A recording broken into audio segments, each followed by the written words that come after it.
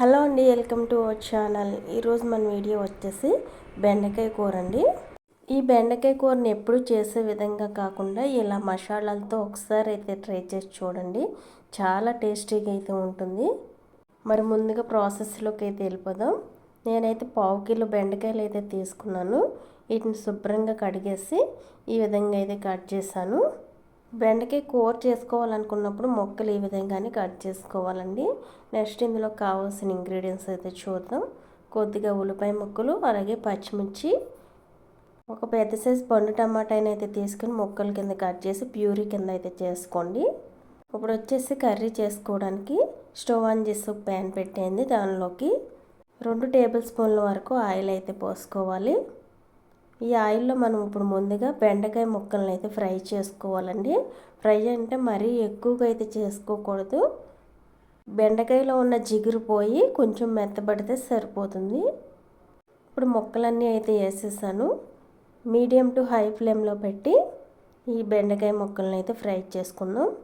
ఈ ముక్కలు ఫ్రై చేస్తూ ఉండగానే ఇలా జిగురు అయితే వస్తుందండి. జిగురు పోయేదాకా అయితే మనం ఫ్రై చేసుకుంటే సరిపోతుంది. ఇప్పుడైతే చూడండి, ఈ విధంగా లైట్గా మెత్తబడితే చాలండి. ఇప్పుడైతే ఆయిల్ రాకుండా ప్లేట్లోకి అయితే తీసేసుకోవాలి.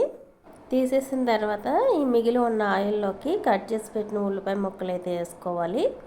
ఒక మీడియం సైజ్ ఉల్లిపాయను అయితే తీసుకుని ఈ విధంగా సన్నగా చిన్న చిన్న ముక్కలుగా కట్ చేసుకుని అయితే వేసుకోండి. ఇవైతే బాగా ఫ్రై అవనివ్వండి. ఫ్లేమ్ మీడియంలో పెట్టేసి ఫ్రై చేసుకోండి. ఈ విధంగా ఫ్రై అయిన తర్వాత ఇందులోకి కచ్చాపచ్చాగా దంచిపెట్టిన కొద్దిగా అల్లం వెల్లుల్లి అయితే వేసుకోండి. ఇది పచ్చివాసన పోయేదాకా అయితే ఫ్రై చేయండి. ఒక 1/2 నిమిషం పాటు ఫ్రై చేస్తే సరిపోతుంది. నెక్స్ట్ ఇందులోకి 2 నుంచి 3 పచ్చిమిర్చి అయితే చీల్చి అయితే వేసుకోండి. అలాగే టమాటా ప్యూరీ కూడా వేసేసుకోవాలి. వేసిన తర్వాత ఇవి కూడా 1 నిమిషం పాటు అయితే ఇలా కలుపుతూ అయితే ఫ్రై చేసుకోండి. ఈ టమాటాలో ఉన్న పచ్చి వాసన కూడా పోతుంది. ఈ విధంగా ఫ్రై చేసిన తర్వాత ఇందులోకి మీ టేస్ట్ తగ్గట్టుగా సాల్ట్ అయితే వేసుకోండి. అలాగే ఒక 1/2 టీ స్పూన్ వరకు పసుపు కూడా వేసుకోవాలి. 1 టీ స్పూన్ వరకు కారం అయితే వేస్తున్నాను.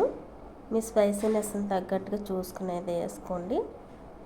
నెక్స్ట్ ఇందులోకి ఒక 1/2 స్పూన్ వరకు గరం మసాలా అయితే వేసుకోవాలి. అలాగే 1/2 స్పూన్ వరకు ధనియాల పొడి అయితే వేసుకోండి.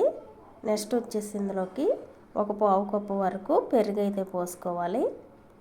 ఇప్పుడు ఇవన్నీ కలుపుతూ అయితే ఫ్రై చేసుకోవాలి. 1 నిమిషం పాటు ఇవన్నీ కలుపుతూ ఫ్రై చేయండి. ఇలా కలుపుతూ ఫ్రై చేస్తూ ఉండగానే ఈ విధంగా ఆయిల్ అయితే పైకి అయితే వస్తుంది. ఇలా వచ్చినప్పుడు ముందుగా ఫ్రై చేసిన బెండకాయ ముక్కలను అయితే వేసేయండి. బెండకాయ ముక్కల్ని వేసేసిన తర్వాత ఒకసారి మొత్తం మిక్స్ అయ్యేలాగైతే కలిపేయండి. కలిపేసి ఇందులో కొద్దిగా వాటర్ అయితే పోసుకోవాలి. ఆల్రెడీ ముక్కలు ఫ్రై చేసి పెట్టాం కాబట్టి కొద్దిగా వాటర్ పోసుకుంటే సరిపోతుంది. 1 కప్పు వరకు వాటర్ అయితే పోసుకుని ఒకసారి మరలా కలిపేసి పైన మూత అయితే పెట్టి మీడియం ఫ్లేమ్లో అయితే ఉడికించండి. 5 నిమిషాల్లోనే కూర అయితే ఉడికిపోతుంది. మధ్య మధ్యలో ఒక్కొక్కసారి అయితే చూసుకుంటూ ఉండండి. మధ్యలో ఉడుకుతూ ఉండగానే ఒకసారి అయితే మూత తీసి కలుపుతున్నాను. ఈ కూర అయితే దగ్గరగా అయితే ఎగరాలండి. ఇప్పుడు కలిపిన తర్వాత మరలా మూత అయితే పెట్టేసి దగ్గరికి ఎగిరేదాకా అయితే కూరని అయితే ఉడకనివ్వాలి. ఫైనల్గా ఉడికిన తర్వాత అయితే చూపిస్తాను. చూడండి, బెండకాయ మసాలా కూర అయితే రెడీ అయిపోయిందండి. ఇప్పుడు మీ దగ్గర కొత్తిమీర ఉన్నట్లయితే ఫైనల్గా కొత్తిమీర అయితే వేసేసి స్టవ్ ఆఫ్ చేసేయండి.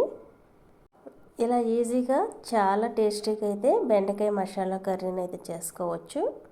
ఈ కూరని మీరు చపాతీల్లో కూడా వేసుకోవచ్చు. టేస్ట్ అయితే చాలా బాగుంటుంది. ఈ రెసిపీ మీకు నచ్చినట్లయితే ఈ వీడియోకి ఒక లైక్ చేయండి. అలాగే కమెంట్ చేయండి, షేర్ చేయండి, సబ్స్క్రైబ్ చేసుకోండి.